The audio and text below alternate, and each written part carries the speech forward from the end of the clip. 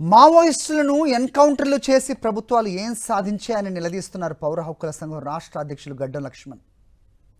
దేశ పౌరులని కూడా చూడకుండా ఎన్కౌంటర్లు చేయటం సరికాదంటున్నారు. బూటకపు ఎన్కౌంటర్లు సరైంది కాదన్న సుప్రీంకోర్టు ఆదేశాలను ప్రభుత్వాలు తుంగలో తొక్కుతున్నాయని ఆవేదన వ్యక్తం చేశారు.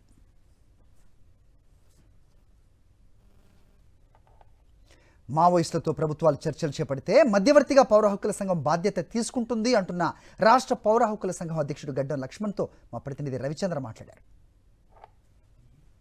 ఆపరేషన్ కగారు పేరుతో మావోయిస్టుల ఏరివేత కావచ్చు, ఎన్కౌంటర్లు కావచ్చు, ఇదంతా గత కొన్ని నెలల నుంచి కొన్ని ఏళ్ల నుంచి కొనసాగుతుంది. దీంతో కొంతమంది మావోయిస్టులు కూడా లొంగిపోతున్నారు. ఇప్పటికే ఇటు తెలంగాణ కావచ్చు, అటు ముఖ్యంగా మహారాష్ట్ర కావచ్చు, ఛత్తీస్గఢ్ ఈ ప్రాంతాల్లో ఉన్నటువంటి రాష్ట్రాల్లో ఉన్న ఒడిశా రాష్ట్రాల్లో ఉన్న వాళ్ళు కూడా లొంగిపోతున్నారు. అయితే మన దగ్గర పౌర హక్కుల సంఘం నేత లక్ష్మణ్ గడ్డం గారు ఉన్నారు. వారిని తెలుసుకుందాం. సరే, ఎట్లా చూస్తున్నారు? ఒక పక్క ఆపరేషన్ కగారు పేరుతో ఈ విధంగా కొనసాగుతుంది, ఏ విధంగా చూస్తున్నారు?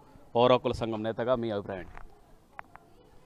అదే ఆపరేషన్ కగార్ అనే ఒక సంక్షేమ పథకంలాగా ఒక పథకాన్ని అయితే ముందుకు తీసుకొచ్చింది భారత ప్రభుత్వం.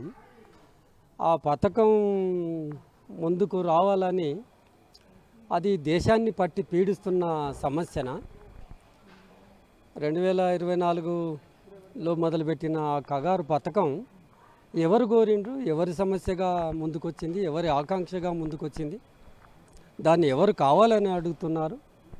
ప్రజలు అడిగినవేమో చెయ్యరు. కానీ సమస్యలు ఎవరైతే ముందుకు తీసుకొస్తున్నారో, ఎవరైతే ఈ మావోయిస్టు పార్టీ అనేది సమస్త పీడిత ప్రజల ఆకాంక్షను కూడగట్టుకొని వాళ్ళ డిమాండ్లు రూపంలో ముందల పెట్టింది.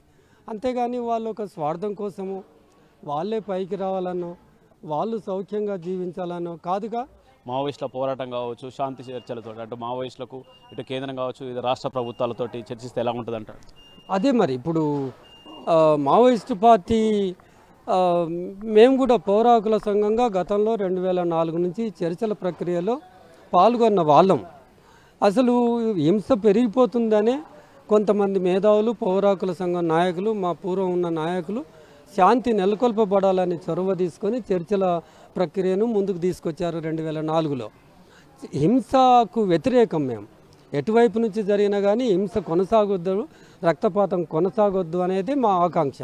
అయితే ఈ యుద్ధము జరుగుతున్నప్పుడు ఏ నేపథ్యంలో రెండు వర్గాలు పోరాటంలోకి దిగినప్పుడు నేపథ్యం ఏదైనా కానీ చరిత్రలోకి వెళ్లకుండా హింస కొనసాగుతుంటే, అటువైపు ఇటువైపు నుంచి హింసలు కొనసాగుతుంటే శాంతి నెలకొల్పబడాలి, ప్రజలు కొంత ప్రశాంతంగా జీవించాలనే ఆకాంక్షతో చర్చల ప్రక్రియ అనేది ముందుకు వస్తుంది.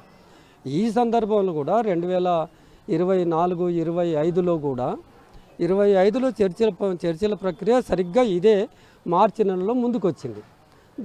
కొంతమంది కలిసి చర్చల శాంతి కమిటీ అని ఏర్పాటయ్యి అది ముందుకెళ్తే మావోయిస్ట్ పార్టీ స్పందించి ఒక్క లెటర్ కాదు, దాదాపుగా 6 లెటర్లు మేము శాంతి చర్చలకు సిద్ధమేనని, మేము కాల్పుల విరమణ అందరికంటే ముందు, రాజ్యానికంటే ముందు మేము ప్రకటిస్తున్నామని ప్రకటించారు. కానీ భారత రాజ్యం ముందుకు రాలేదు కదా.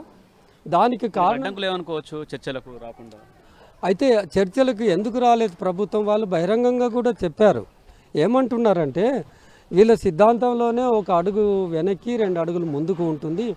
ఇప్పుడు ఒక అడుగు వెనకేదలుచుకున్నారు. ఎందుకంటే చర్చల పేరు మీద కొంత వాతావరణం, శాంతియుత వాతావరణం దొరికితే మళ్ళీ బలం పుంజుకొని మళ్ళీ ఆయుధాలు పట్టుకొని మా మీదకే వస్తారనే ఒక సాగు చూపించారు. కానీ మీరు ఆయుధాలు ఎందుకు పట్టినరు అని కూడా వాళ్ళని అడగండి, అడిగి ఆపేసేయండి. సాయుధ పోరాటం కాదు, మీరు పెట్టే డిమాండ్స్ అన్నింటిని మేము టైం బౌండ్ పెట్టి పరిష్కరిస్తామంటే ఒక సొల్యూషన్ దొరుకుతుంది కదా. చర్చల ద్వారా వాళ్ళు మిగిలిపోయినట్టు కొద్ది మందితో కూడా చర్చలు చేసేసి వాళ్ళ ప్రాణాలు రక్షించిన వాళ్ళు. అంతేకాకుండా ఇన్సైడ్ అంటే అంతర్గతంగా ఉన్నట్టుగా పౌరుల మీద ఈ విధంగా దాడి చేయడం ఎంతవరకు సరైంది అంటూ నిలదీస్తున్నారు. కెమెరా పర్సన్ చందుతో రవిచంద్ర, సాక్షి, హైదరాబాద్.